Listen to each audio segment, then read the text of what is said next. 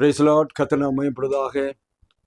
இந்த புதிய நாளிலே ஒரு புதிய லோகோஸ் வார்த்தையோடு உங்களை சந்திப்பதில் மிகுந்த மகிழ்ச்சி அடைகிறேன். ஒரு நாளும் கர்த்தர் காலை வேளையிலே நம்மோடு பேசி கொண்டிருக்கிறார். இந்த நாளிலும் கூட உங்களுக்கு ஒரு வார்த்தை சொல்லி நான் ஜெபிக்க விரும்புகிறேன். எரேமியாவின் புஸ்தகம் 6ஆம் அதிகாரம் 16ஆம் வசனத்தில் இவ்வாறு சொல்லப்பட்டிருக்கிறது.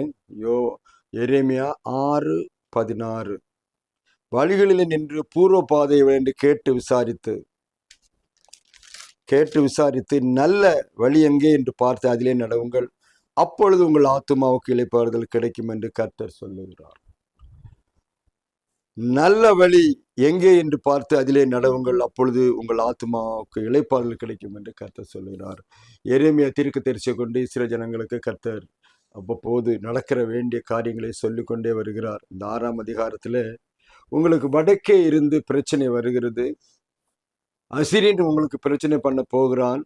அதனால நீங்கள் கர்த்தருக்கு பிரியமாய் நடங்கள் என்று சொல்லி கர்த்தர் பேசுகிறது தான் நாங்கள் பார்க்கும் பொழுது இங்கே அப்போ ஆண்டவர் இங்கே எரேமியா தீர்க்கதரிசி சொல்லும் போது பூர்வ பாதை முதல்ல எதுன்னு பாருங்க. பூர்வ பாதை என்றால் முன்னோர்கள் தீர்க்கதரிசிகள் மோசே நாட்களில் உள்ள அந்த நாட்களில் அவர்கள் நடந்த வழிகளை பாருங்கள். பார்த்து கேட்டு விசாரித்து நல்ல வழியில நடங்க.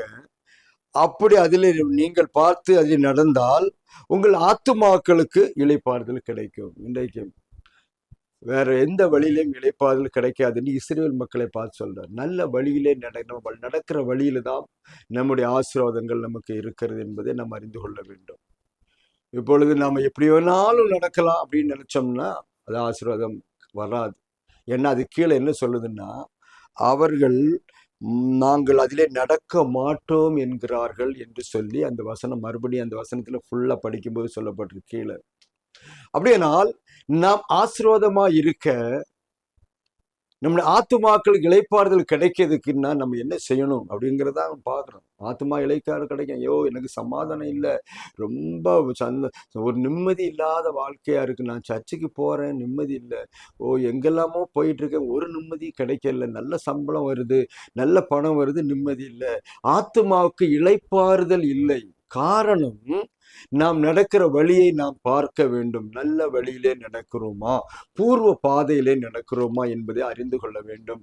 தீர்க்கதரிசியான எரேமியா சொல்லும் பொழுது ஜனங்களுக்கு பாருங்க, ஜனங்களுக்கு மேற்பூச்சியாய் பேசி கொண்டிருக்கிற காரியங்கள்ல அநேக தீர்க்கதரிசி அவளை மிஸ்லீட் பண்ணி கொண்டிருக்கிறார்கள். ஒன்றும் பிரச்சனை இல்லை, நீ நல்ல ஜாப் பண்ணுங்க, ஒன்றும் பிரச்சனை இல்லை, நீங்க இஷ்டம் போல் நடங்க, ஒன்றும் பிரச்சனை இல்லைன்னு சொல்லிட்டு இருக்காங்க. ஆனா கர்த்தர் எரேமியா கொண்டு சொல்லும் பொழுது நீங்கள் போகிற பாதை சரியில்லை, பூர்வ பாதை எதுன்னு பாருங்க, அந்த பாதையிலே நடவுங்க, அந்த நல்ல வழியில கேட்டு விசாரித்து பாருங்க. 4 சந்தியில போய் நின்றுக்கிட்டு நம்ம யோசனை பண்ண எந்த வழியில போனா அந்த ஊர் வரும். இன்னைக்கு எல்லாருக்கும் அந்த ஊர் கரெக்டாக போகணும், அந்த ரோடு சரியா இருக்கணும். பாருங்க, ரோடு பள்ளமேடு இருக்கக்கூடாது, சரியான அந்த ஊருக்கு போய் சேரணும்னு நினைச்சிட்டு நம்ம பிரயாணம் பண்ணுவோம். அந்த காலத்துலலாம் அந்த ஊர் பேரெல்லாம் எழுதி போட்டாங்க. அதை அறிந்து விசாரித்து தான் போகணும். இன்றைக்கு தான் எல்லாமே கூகுள் மேப்பு அது எல்லாம் வந்துடுச்சு. டக்குன்னு போட்டா போயிடுச்சு. கூகுள் மேப்பு கூட தப்பா காமிக்குது, போய் கொண்டு கடைசியில் முட்டுச்சந்தில் கொண்டு விட்டுட்டுது. சோத்திரம். அநேக நேரங்கள் அப்படி ஏமாறபடி சூழ்நிலை இருக்குது. ஆனால் அருமையானவர்களே, இந்த வசனம் என்ன சொல்லுகிறது? ஆத்துமாவுக்கு இளைப்பாறுதல் கிடைக்க நல்ல வழின்னா எது? தேவன் காட்டுகிற பாதை, சரியான வழி. சோத்திரம். தேவன் என்ன சொன்னாரோ அதன்படி செய்கிற வழிதான் நல்ல வழி.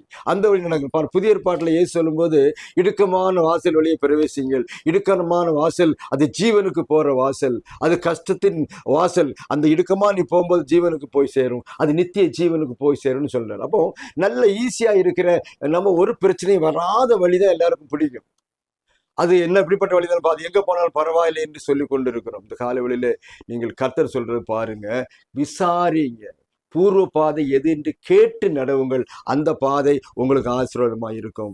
பல நாட்களாய் ஜெபம் பண்ணி கொண்டிருக்கிறேன், ஒண்ணுமே நடக்கல, ஒரு பிரச்சனையும் ஒரு பிரயோஜனமும் இல்லாம இருக்குது, ஒரு மாற்றம் என் வாழ்க்கையில வரல, குடும்பத்துல ஒரு டெவலப்மெண்ட் வரல, நாங்க இந்த இருக்கிற நோய் ஒரு நாளும் தீரல, 50 ரூபா நாங்க சம்பாத்தியம் பண்ணா 500 ரூபா ஹாஸ்பிட்டலுக்கு வைக்க வேண்டியிருக்கு. இப்படிப்பட்ட சூழ்நிலை இருக்கிறோம், ஒரு மாற்றமே இல்லாதபடிக்கு கஷ்டப்படுறோம், ஆத்மாவுக்கு இளைப்பாறுதல் இல்லை, நிம்மதி இல்லை, குடும்பத்துல சமாதானமே இல்லை என்று சொல்லுகிறீர்களா? உங்க வழிகளை ஆராய்ந்து பாருங்கள். வசனம் சொல்லுது, நல்ல வழி எங்கே என்று பார்த்து அதில் நடவுங்கள், அப்பொழுது உங்கள் ஆத்துமா இளைப்பாறுதல் கிடைக்கும்.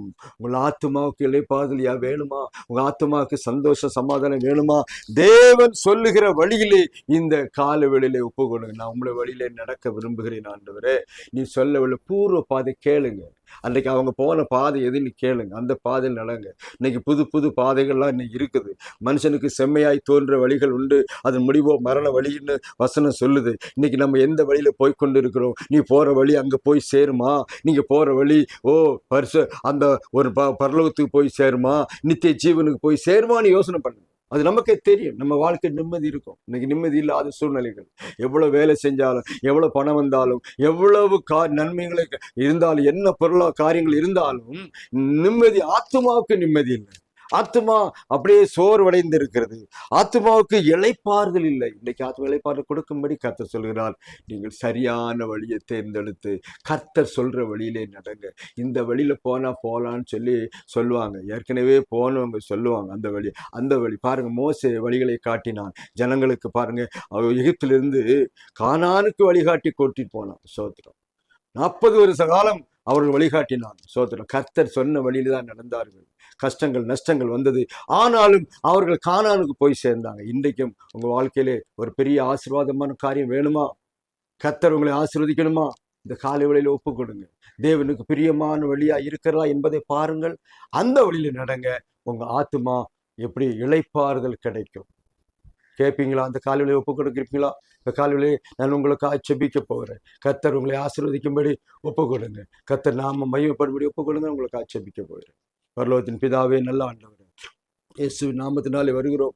ஆண்டவரே, நல்ல பாதை விசாரித்து நடக்கிற பிள்ளைகளாக எங்களை மாற்றும். நாங்கள் இஷ்டம் போல் நடக்காதபடி ஆத்துமாக இளைப்பாறுதலுக்கு பெற்றுக்கொள்ள நீ சொன்ன பாதையில நடக்க கர்த்தர் உதவி செய்யுங்க. ஆசீர்வதிங்க.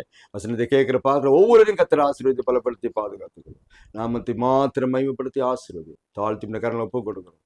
சரியான பாதை நடக்க உதவி செய்யும். இயேசு நாமத்தில் ஜெபிக்கிறோம் பிதாவே, ஆமென். கர்த்தர் சொன்ன வார்த்தையை நீங்கள் கேட்டு இளைப்பாறுதல் கிடைக்கத்தக்கதாக நல்ல வழி இங்கே பார்த்து நடவுங்கள். கர்த்தர் உங்களை ஆசீர்வதிப்பார். இன்னொரு லோக சுவார்த்தை மூலமாய் நாங்களை சந்திக்க வருகிற கர்த்தர் நம்ம எல்லாரையும் ஆசீர்வதிப்பாராக. ஆமென்.